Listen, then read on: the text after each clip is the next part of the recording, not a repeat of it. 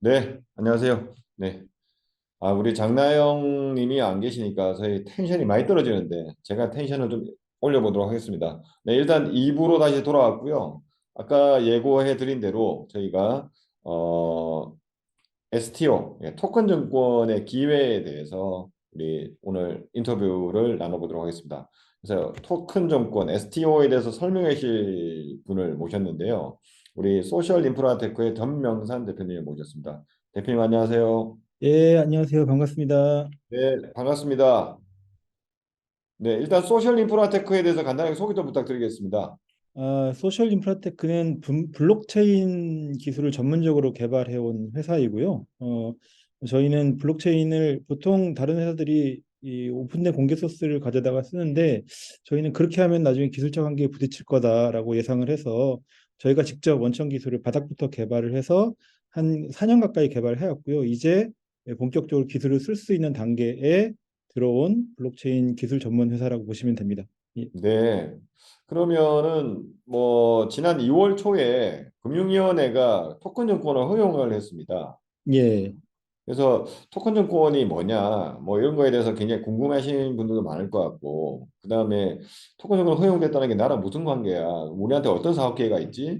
뭐 이런 부분도 굉장히 많을 것 같고, 예, 아니면은 이미 토큰 증권을 준비하고 계신 분들은 누구를 만나서 뭐 어떻게 해야 되는 거야? 이런 부분도 있을 것 같아서 오늘 우리 대표님 모셨거든요.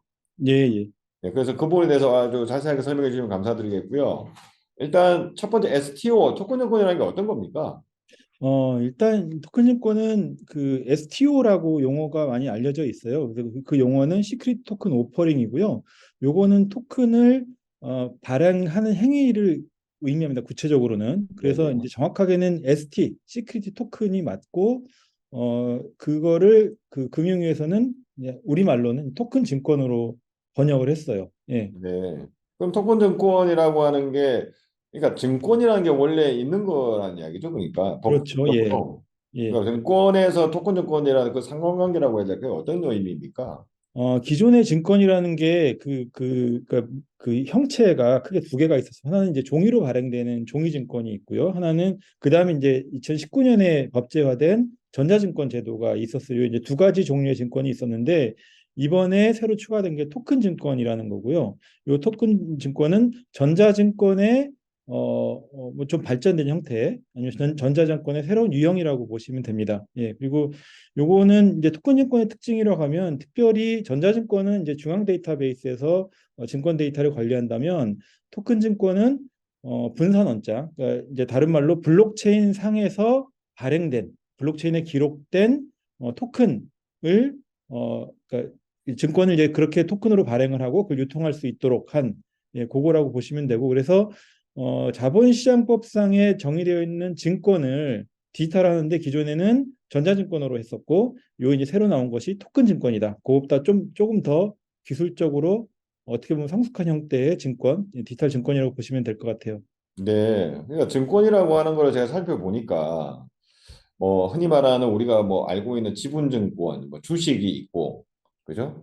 그다음에 예, 채무증권, 뭐 우리가 아는 예, 채권이라는 것도 있고, 그다음에 뭐 우리가 흔히 말 ELS라고 하는 뭐 파생 결합 증권도 있고 예, 뭐 증권 예탁 증서 뭐 이런 형태도 증권이고 뭐 이런 게 있는데 이런 것들이 그동안에는 종이 내지는 전자증권의 형태로만 이렇게 유통이 됐는데 예, 이제 새로운 증권의 형태로 블록체인 기술을 사용을 해서 토큰 증권이라는 것도 허용해 주겠다. 이렇게 저희가 의미를 해석하면 되는 건가요? 예, 맞습니다. 기존에 있던 증권의 종류가 바뀌는 건 아니고요.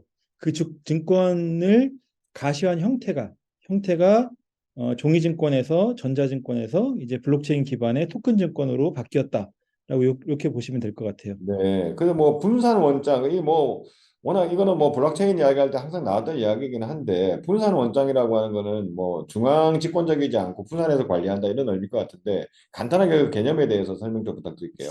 예, 그 금융에서는 이제 분산원장으로 명기를 해놨고요. 근데 사실은 블록체인하고 동일어라고 보시면 됩니다. 그러니까 그 이제 분산 원장인데 그 원장이라는 용어가 영어로는 레저고 그러니까 우리말로는 장부, 회계기록부, 그러니까 거래 내역을 기록한 장부라고 보시면 되고요.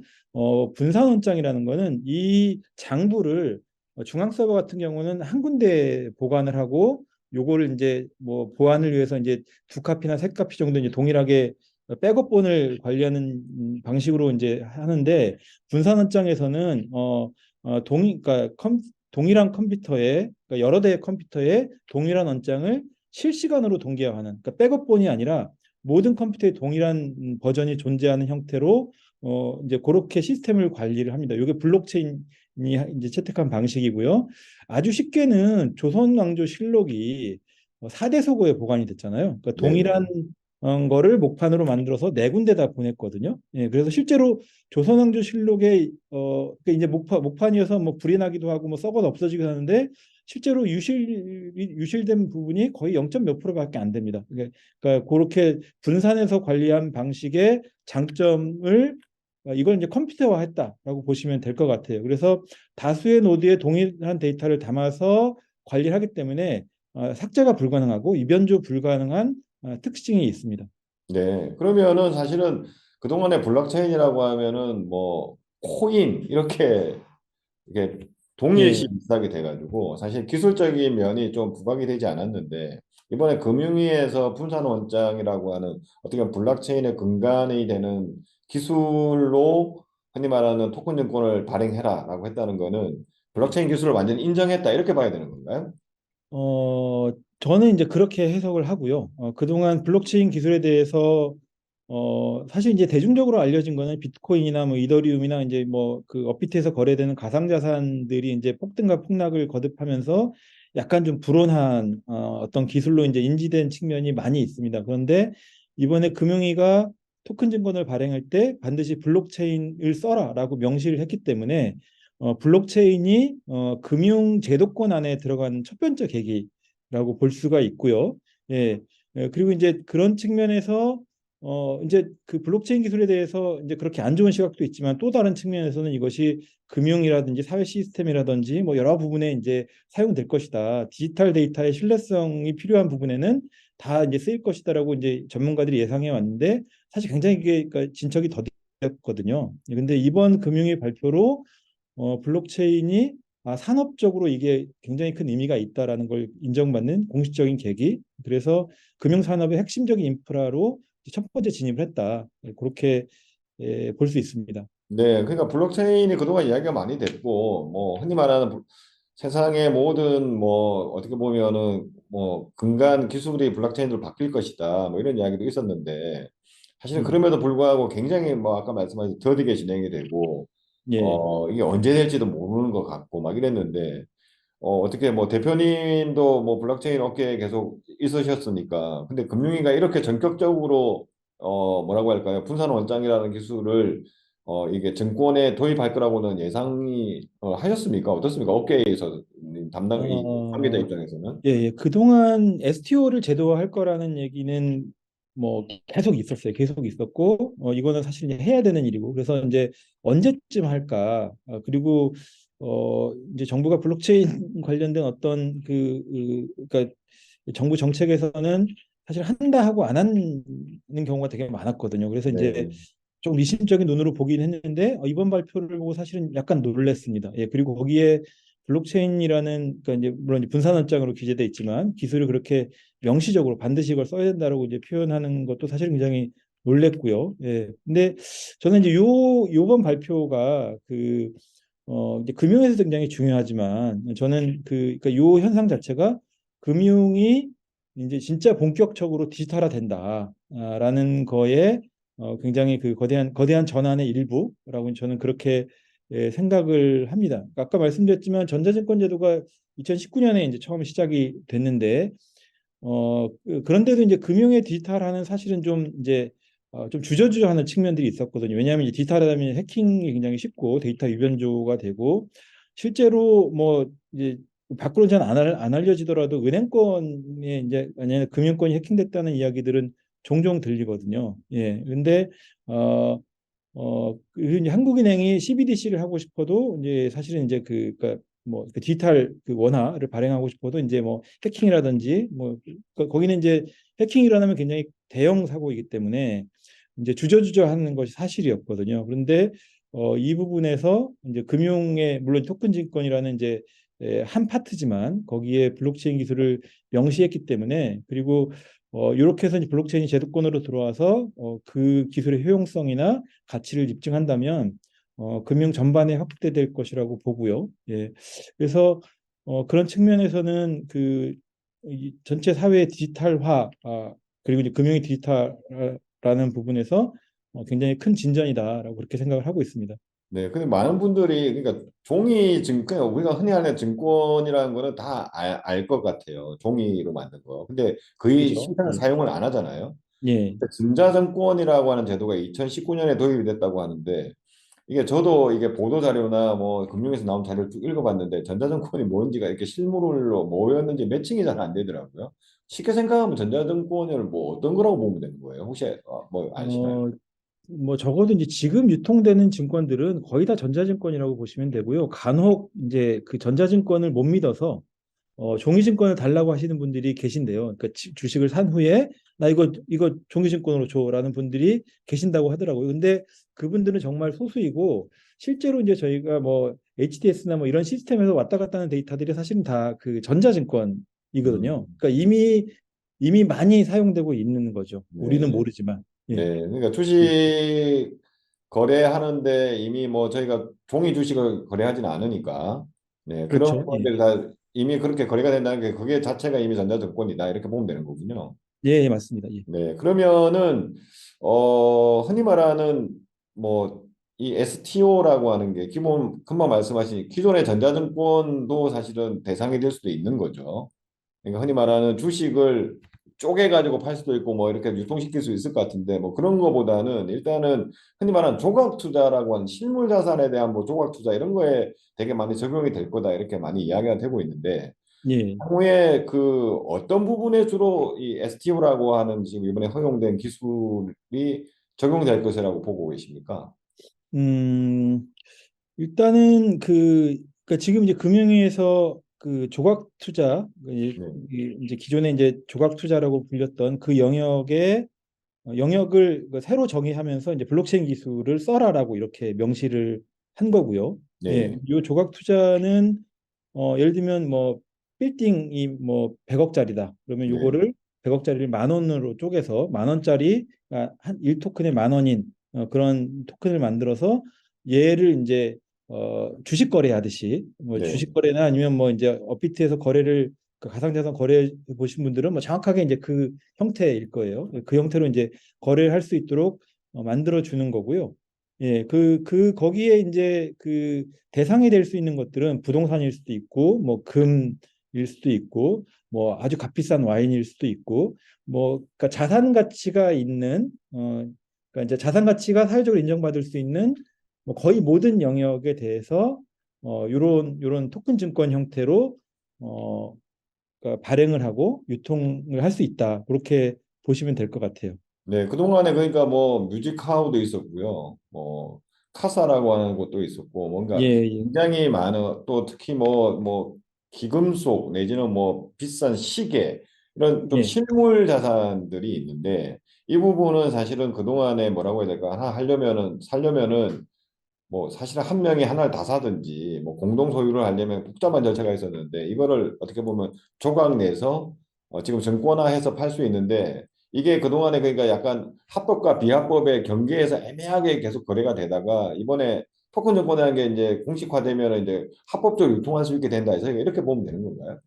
예, 정확합니다. 예, 그래서 그동안 그 아까 말씀드린 뭐 카사코리아나 아니면 뭐 테사나 뮤직하우나 펌블 이런 곳에서 부동산, 음악 뭐 이런 걸 가지고 이제 조각 투자, 그러니까 뭐 이제 100억짜리 빌딩이면 그걸 뭐만 원으로 쪼개서 아니면 뭐 예를 들면 아이유의 어떤 음악의 저작권을 뭐 이걸 또 이제 그 저작권의 가치가 뭐 아이유 음악이면 뭐 예를 들면 그게 10억일 수도 있고 20억일 수도 있잖아요. 그럼 요걸 이제 또 쪼개서 이제 팔고 그 음원이 그러니까 사람들이 많이 듣고 음원이 이제 가치가 올라가면은 이제 그 수익을 이제 그 토큰을 가진 사람들이 나눠 갖는 구체적인 형태는 이제 가치가 높을 때 시장에 팔아서 이제 수익 실현한다든지 뭐 이런 방식으로 이제 기존에 없었던 새로운 어떤 산업 카테고리가 만들어지는 거고 말씀하신 대로 이게 사실은 약간의 음지에서 이제 그런 일들이 있었고요. 그리고 블록체인 기술이 들어오면서 이제 가상자산 영역에서 이런 것들을 그러니까 토큰으로 유통을 해보자, 유동화해서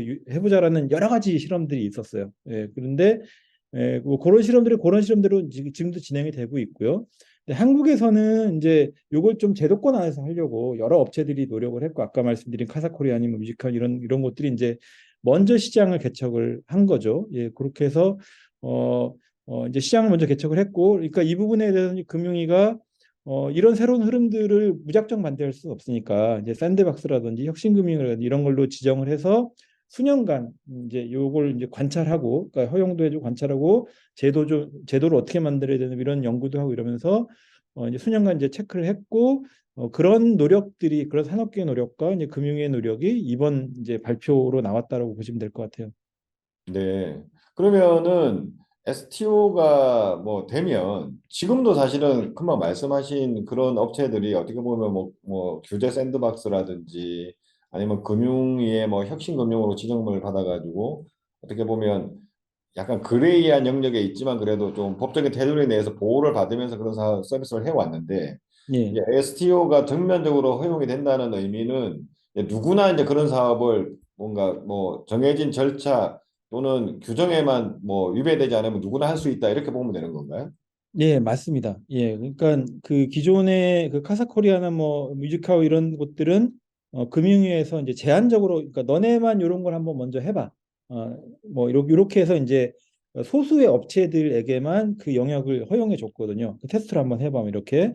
예, 근데 요걸 이제 STO를 법제화한다는 거는 어, 말씀하신 대로 거기에 이제 일정한 조건과 뭐 이런 것들을 갖추면은 이제 누구나 할 수 있는 거기에 이제 물론 자산의 규모라든지 뭐 요거를 실행하는 사람들이 어느 정도 신뢰성이 있나 뭐 이런 이제 검증들을 다 사전에 하겠죠. 그래서 그런 일정한 조건과 뭐 기준을 통과한 곳들은 이제 누구나 할 수 있는 그런 형태로 바뀌는 겁니다.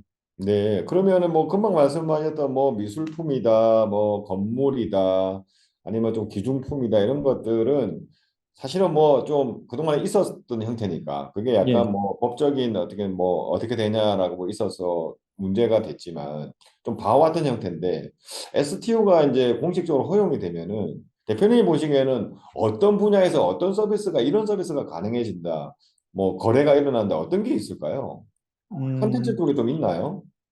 예, 그 여러 가지 이 시장들이 만들어질 것 같아요. 물론 이제 초기에는 좀 이제 명확하고, 그러니까 실패 가능성이 적은, 왜냐하면 이제 이런 프로젝트들이 진행이 되다가 실패하면 피해자가 생기고, 피해자가 생기면 산업도 이제 데미지를 받고, 이제 이걸 관리하는 금융이나 정부기관도 압박을 받기 때문에 초기에 이제 안전한 형태로 아마 진행이 될 거고요. 그래서 이미 좀 해봤던 것들이 부동산이라든지 뭐 음악 저작권이라든지 뭐 미술품이라든지 뭐 이런 것들은 이제 여러 업체들이 이제 지금 시도를 해왔고, 근데 요게 이제 어느 정도 이제 검증이 되고 인정이 되면은, 이 부분은 이제 아직 좀 이제 정부의 입장이 불명합니다만, 이제 크라우드 펀딩이라고 기존에 불렸던 그런 시장까지 확대가 될 거다. 이제 크라우드 펀딩이라는 거는 지금은 기초자산이 없지만, 이후에 있을 것으로 예상이 되는, 예를 들면 영화라든지 드라마라든지, 그 케이팝 아티스트라든지, 이런 것들. 그다음에 이제 심지어 이제 부동산 개발까지 그동안은 이제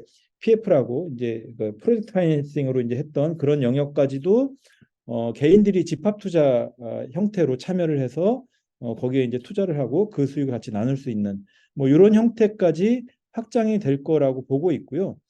이 부분에서 이제 조금 그 이런 가능성을 보고 있는 게 그 금융위에서 뮤직하우를 첫 번째 투자 계약 증권으로 정의를 했어요. 투자 계약 증권이라는 게 그러니까 투자를 해서 수익을 남는 곳에 이제 그러니까 그 개인들이 이제 투자해서 공동으로 투자해서 이제 자금을 만들고 그걸 나눠 갖는 이런 형태인데 이게 이제 전형적으로 말씀드린 대로 영화나 드라마나 케이팝 뭐 이런 곳에 이제 적용되는 거거든요. 여기서 이제 미래의 기대 수익이 굉장히 큰데 약간 투기성이 있는, 왜냐하면 영화가 안 돼서 망하면 이제 아무것도 없고 이런 약간 투기적인 성격이 있는 좀 고위험성 뭐 이런 시장까지도 당연히 확대될 것이라고 보고 있습니다. 근데 이제 지금은 시장 초기이기 때문에 이런 데서 이제 실패 케이스 몇 개가 생기면은 굉장히 부담스러우니까 이제 이런 것들은 이제 정부가 아직은 소극적으로 보고 있는 것 같아요. 근데 업계에서는 장기적으로 여기까지 갈 것이고 그렇게 가는 게 당연하다라고 생각을 하고 있습니다.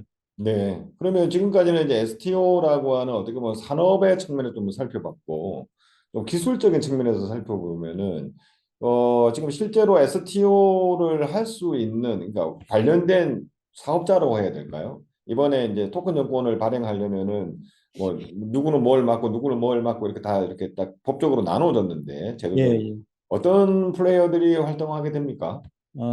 크게 네 개로 나눌 수 있을 것 같아요. 네, 첫 번째는 이제 예탁결제원이고요. 예, 예탁결제원은 현재는 이제 그 전체적으로 관리하고 토큰 총량에 대해서 이제 왜냐하면 그 토큰 총량이라는 게 그러니까 주식 총량하고 똑같아서 이게 이제 임의로 발행되거나 뭐 이러면 이제 문제가 되니까 이제 토큰 총량 관리하는 역할을 맡고 있는데 이건 이제 뭐 개인적인 의견입니다만 이제 이 시스템이 실제로 이제 막 이제 구축이 돼서 돌아가면 예탁결제원의 역할이 되게 커질 것 같아요. 예, 그렇게 보고 있고 이제 두 번째 여기서 이제 굉장히 중요한 플레이어가 증권회사들입니다. 예, 증권회사들은 이미 그 토큰 증권을 발행할 수 있는 여러 가지 그 관리 요건들을 갖추어 놨거든요. 그러니까 이제 KYC, 그러니까 개인 신원 증명, 그다음에 AML, 그러니까 그 신원 그 이제 자금 세탁 방지. 그래서 예를 들면 범죄 경력이 있다든지 뭐 이런 사람들은 이제 뭐그 이쪽 거래에 못 들어오게 한다든지 뭐 이런 장치들을 가지고 있고 그다음에 이제 회원 관리 기능이라든지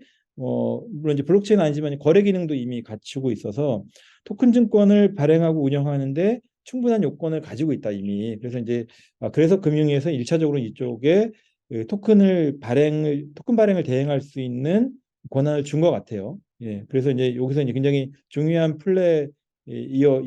플레이어이고요.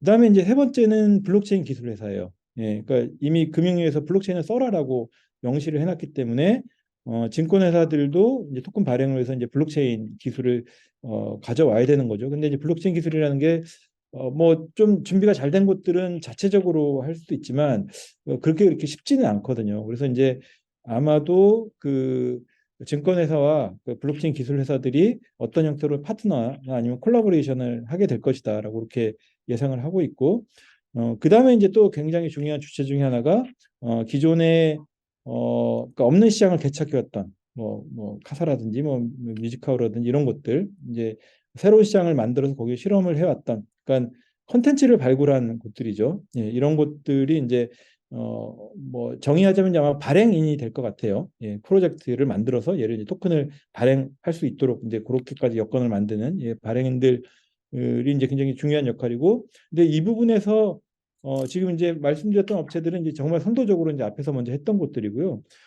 또 시장에서 그 이런 기회를 보고 아니면 블록체인 산업에서 벌어지는 여러 가지 모델들을 보면서 이제 영감을 받은 여러 그러니까 준비하고 있는 업체들이 있습니다. 그러니까 뭐 금을 유동화한다든지 아니면 뭐 그 또 다른 새로운 자산들을 그리고 이제 아까 말씀드린 대로 이제 이걸 부동산에 적용해서 사람들이 같이 그동안은 소수의 사람들이 부동산 투자를 하고 이익을 얻었는데 이걸 좀 더 넓은 사람들이 투자를 해서 이익을 얻게 하자 뭐 이런 이제 생각을 가지고 프로젝트를 발굴하는 그러니까 없는 프로젝트를 새로 만들어서 발굴하는 이런 역할들을 하는 이제 그러니까 움직이는 플레이어들이 있고요. 그래서 이제 저희는 이제 그러니까 신규 프로젝트죠. 그래서 이제 런 것들도 점점 많이 생겨나고 있습니다.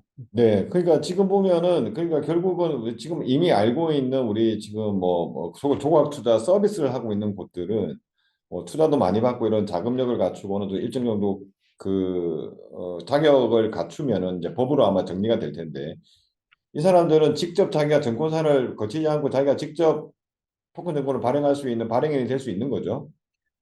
여기 발행 행위를 할 수 있는 그게 이제 두 가지에서 하나는 이제 아까 말씀드린 증권사는 이제 기본적으로 이제 그 자격을 얻었고요. 그다음에 증권사가 아니지만 제가 보기엔 거의 증권사에 준하는 형태의 어떤 요건들을 갖추면은 발행인으로 서가를 해주겠다라고 일단은 열어는 놨습니다. 예, 열어는 놨는데 이제 그 문턱이 사실은 꽤 높아요. 그래서 이제 그렇게 음, 자유롭게 할 수는 없지만 어쨌든 이제 그런 거 할 수 있는 거는 이제 어느 정도 이제 자본이 되고 뭐 그 시스템을 구축할 수 있는 능력이 된다면 할 수 있다라고 이렇게 네. 보면 될 것 같아요. 근데 그러면은 물론 지금 대다수는 뭐 뭔가 지금 조각 투자 언뜻 떠오르는 게 대부분 다 조각 투자니까 조각 투자 예. 서비스를 준비하면서 향후에 토큰 증거까지 발행해야 되겠다고 하시는 좀 계획을 세우고 있는 분들은 결국은 증권사를 통해서 발행하게 될 가능성이 가장 크네요. 아마도 그렇지 않을까라고 예상을 하고요. 그런데 이제 증권사가 아니어도 이쪽 영역에서 우리는 좀 그 발행 대행사로서 우리가 전문성을 갖고 나가겠다라는 회사들도 충분히 나올 수 있기 때문에 그리고 이제 금융위가 그 부분을 제도적으로 열어놨기 때문에 그 부분은 이제 앞으로 좀 지켜봐야 될 것 같습니다. 네, 그러면은 뭐 발행 대행을 하는 곳이든 증권사가 되든 이분들은 어차피 기술회사하고 밀접한 연관을 가지면서 그 일을 할 수밖에 없는 상황이네요. 예, 맞습니다. 예. 그러면 그러니까 뭐 국내에는 그 정도의 기술을 어떻게 지원할 수 있는 같이 할 수 있는 업체라고 하는 그러니까 우리 뭐 소셜 인프라테크는 당연히 그걸 할 수 있다라고 지금 주장하시니까 이제 저희 인터뷰에 나와 계신데 예. 몇 개 정도의 회사가 있다고 보면 될까요? 대략 그 거론되는 곳들은 한 5개 정도가 있는 것 같고요. 예, 예. 네. 이곳들은 이제 뭐 몇 년 전부터 이제 블록체인 관련 비즈니스를 이제 오래 해온 업체들입니다. 예. 그래서 어느 정도 시장의 인지도도 있고 레퍼런스도 가지고 있는 그런 회사들입니다.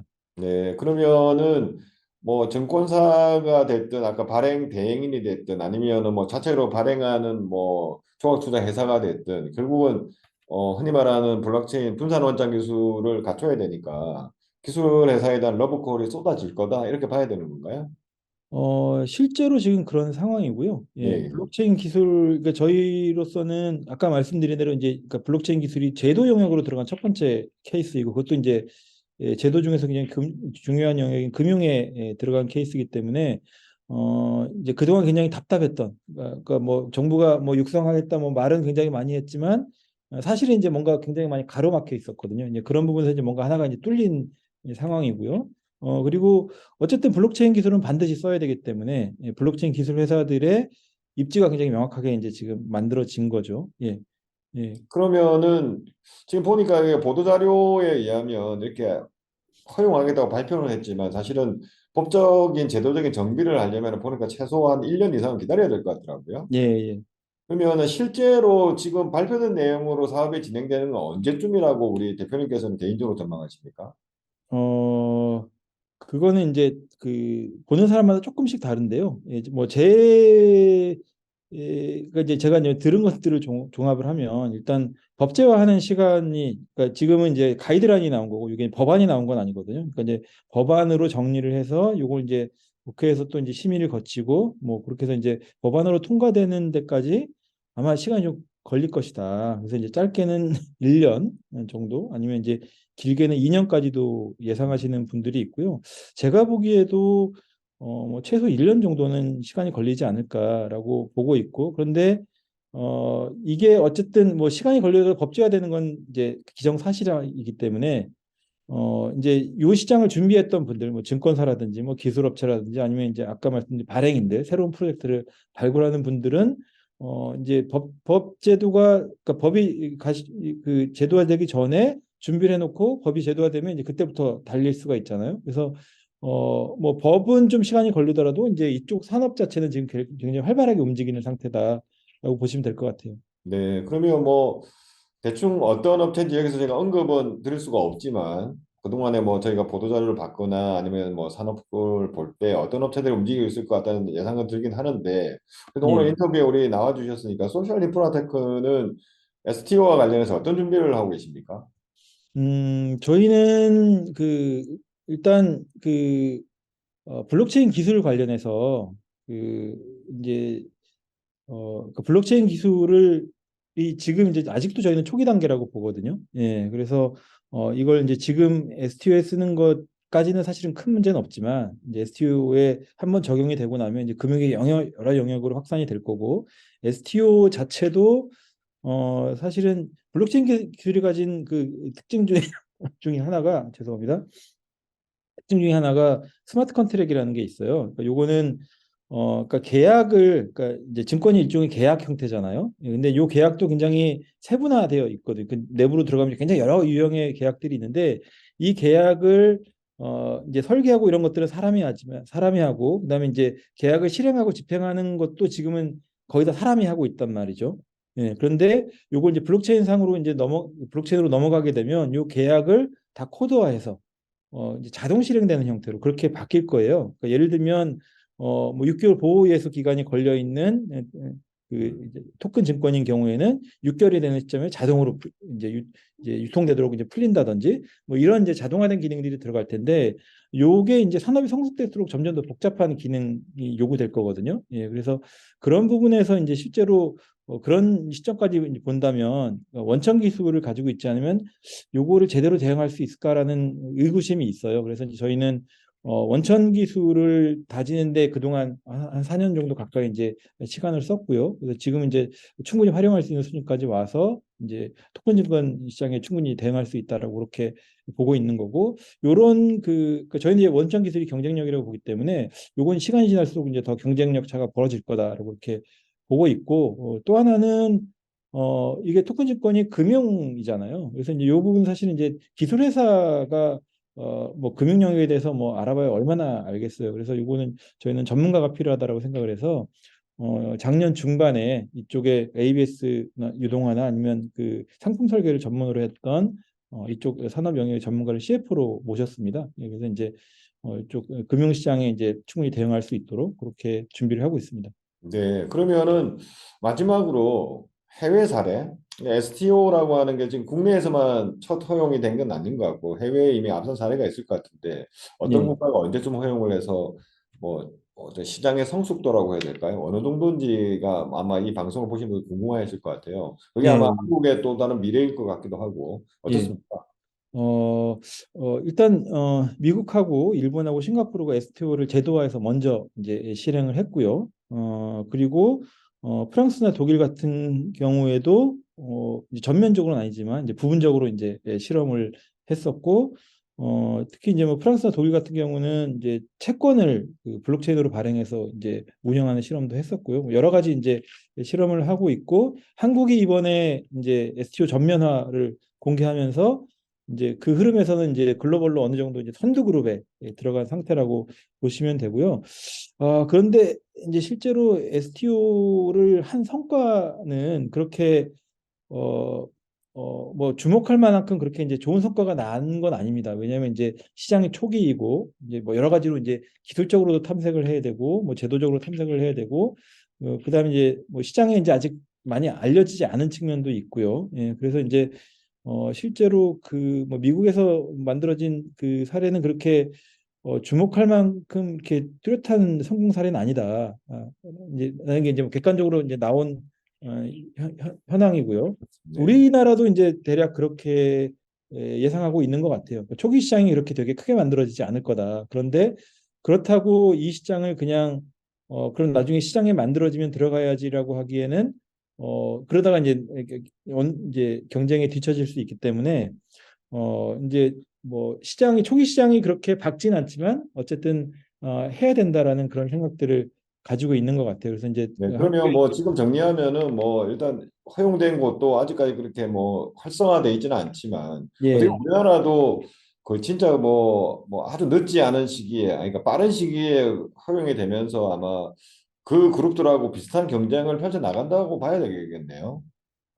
일단 그 시간적으로 이제 뭐 최선두 그룹이죠. 뭐 미국이나 일본이나 싱가포르보다는 이제 뭐 한 2, 3년 정도 늦기는 했습니다만 그렇다고 뭐 그러니까 글로벌로 보면 이제 사실 굉장히 앞선 선두 그룹에 지금 이제 진입한 상황이고요. 그래서 한국에서 진짜 좀 제대로 준비를 해서 한국의 성공 사례를 만들고 이렇게 한다면은 이제 글로벌화까지도 생각해 볼 수 있는 그런 영역인 것 같습니다. 네, 알겠습니다. 그래서 오늘 뭐 이제 인터뷰 출연해 주셔서 너무 감사드리고요. 지금 시간이 저희가 뭐 너무 길게 하면은 사람들이 지루해합니다. 그래서 아마 여기서 이제 예. 정리를 해야 될 것 같고요. 일단 우리 블록체인 기술 회사 특히 자체적으로 개발해서 원천 기술을 가지고 있는 우리 소셜 인프라테크의 우리 전명산 대표님을 모시고 STO가 뭔지, 향후 STO에 어떤 기회가 있는지 살펴봤습니다. 예, 대표님 감사드립니다. 예, 감사합니다. 네. 네, 그러면 인터뷰는 여기서 마치도록 하겠습니다.